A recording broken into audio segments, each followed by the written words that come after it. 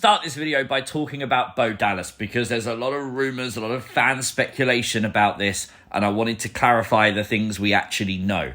The Wyatt Sicks have been sidelined because of some kind of injury or illness. That has been reported by multiple outlets for weeks. Other than that, we have absolutely no idea what's going on, and if it's something personal to Bo Dallas or something personal to any member of the Wyatt Sicks, it is none of our business to know anyway. While undoubtedly this has halted the momentum of the Wyatt Sicks, WWE do continue to mention the Wyatt Sicks group at every possible opportunity, just without them appearing physically. Just on SmackDown, we got the glitch, obviously tying into some kind of Alexa Bliss tease. Where that leads, obviously, we don't know. When that plays out, we don't know.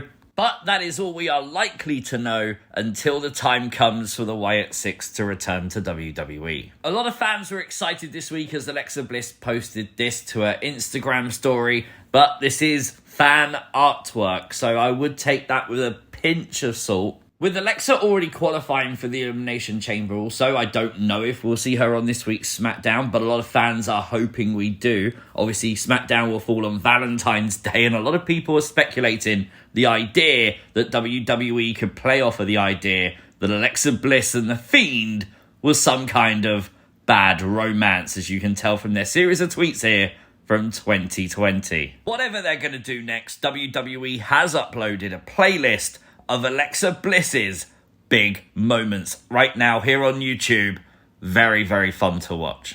Talking of very fun, last night, Ricky Starks would debut on NXT. This came out of absolutely nowhere. Totally wasn't expecting it. 24 hours after being released by AEW, he shows up on WWE TV. No surprise, multiple outlets reporting that Ricky Starks' deal with WWE was done very quickly. They didn't mention Ricky Starks' name once, including on social media and the YouTube upload, etc. But a lot of people have worked out Ricky Starks is the person who owns the trademark of the name, while WWE are not necessarily going to use that name. Hopefully they do. I don't want to see a rebranded Ricky Starks. I'm sure it won't be the end of the world, but it could just be that they got this deal with Ricky done so quickly that they haven't worked out the trademark, the licensing of the name, things like that. So we'll just have to wait and see what they end up calling Ricky Starks. And yes, what you're wondering is true. Aleister Black, Malachi Black, Rusev, Miro are also free agents. Their release happened at the same time as Ricky Starks, and they are free to join any other promotion whenever they like. So if they want to go back to WWE, if WWE want them, they'll be back. An update on Vince McMahon is that federal prosecutors have dropped all charges against Vince. Vince will not face any criminal prosecution for what he was accused of. This relates to a criminal investigation where prosecutors were looking into payments that Vince McMahon made up to $10 million out of WWE funding. It's important to note that this is not related to the Janelle Grant civil case that is still ongoing against Vince McMahon. A lot of hype today as WWE have added the bio back to the alumni section of Demolition. Could Demolition be heading into the WWE Hall of Fame? I've tried having a look around and I have no idea when they removed Demolition from the alumni section. I have no idea why they removed Demolition from the alumni section. I have no idea whatsoever. So, surprising it's just been re-added up.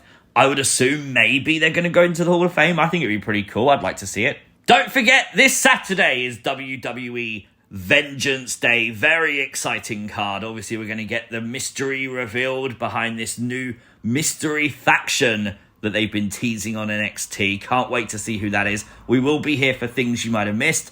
And obviously, NXT has announced their next premium live event, WWE Roadblock, March the 11th from New York City. So, major moves for NXT as we seemingly are heading towards monthly PLEs. Well, this isn't awkward AF, is it? The latest episode of WWE Speed went live on Twitter earlier today, and, well, you can see, can't you? Shotzi versus Isla Dawn. We spoke about this on the Saturday news video when it was announced that Isla Dawn had been released by WWE. My God, awful timing. This seemed quite interesting. WrestleVotes are reporting that there's a strong possibility for Shinsuke Nakamura to defend the United States Championship at the Elimination Chamber, with the opponent being unknown at the moment. Now, this could easily be a creative pitch that leads to nothing and the belt isn't even on the line at the PLE. That is possible, but a lot of people are wondering, could it be someone like a Malachi Black or someone coming in? Because Shinsuke's not in a defined feud right now, so maybe. There's also a report from Dr. Chris Featherstone that WWE could be reevaluating plans for Drew McIntyre at WrestleMania. The current plan that we knew about was Drew versus Damian Priest. It might be that WWE has had a change of mind on that. I'll be honest, going from the backstage news from the Royal Rumble and obviously the promo we saw on SmackDown, I'd be okay if they build up a feud between Drew McIntyre and LA Knight for WrestleMania. I think that could be very fun. Could CM Punk be about to main event WrestleMania to live his boyhood dream?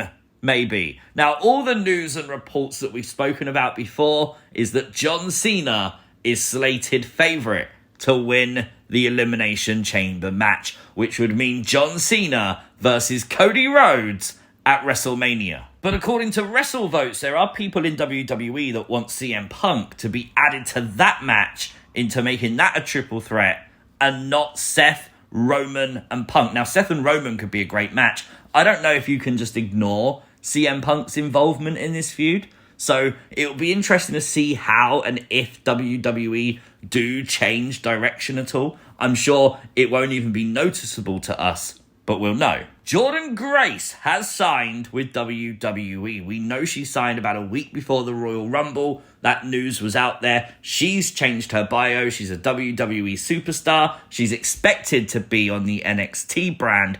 Very shocking she hasn't been seen yet. But Vengeance Day is looming. Could that be where Jordynne pops up? We'll just have to wait and see. There were some reports out there that Chad Gable could be heading to AAA in Mexico to learn the dark arts of Lucha Libre. These reports came from Brian Alvarez of the Wrestling Observer newsletter, and I've not seen anyone else mention it. However, now Brian Alvarez is also saying that's not going to happen. So, it's looking unlikely that he's going to show up in AAA, but anything is possible. We always kind of thought on the channel that this was going to be tied into Malachi Black, who has a school called the Dark Arts.